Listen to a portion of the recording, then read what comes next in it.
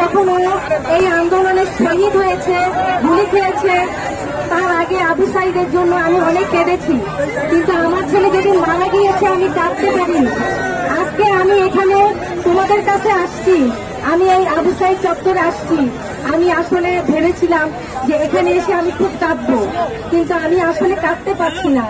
আমি তোমাদেরকে উৎসাহ দেওয়ার জন্য আসলাম। আজকে এতগুলো জীবনের বিনিময়ে আজকে তোমরা দেশ স্বাধীন করেছো। আজকে এই ছাত্র সমাজ আজকে না দাঁড়াতে আমরা কখনো স্বাধীন হতাম না।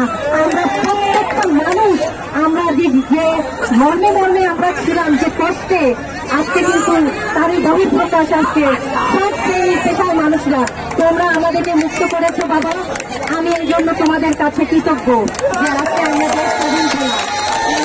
যারা শহীদ হয়েছে, আমার ছেলে, আজকে আমার ছেলে নেই, কিন্তু আমি সব জায়গায় আমার ছেলেকে খুঁজে বেরোচ্ছি। আমি কখনো চাইনি আমার ছেলে থাকবে না, আমি সব জায়গায় খুঁজছি।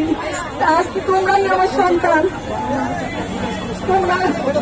তোমরা সবাই ভালো থেকো বাবা।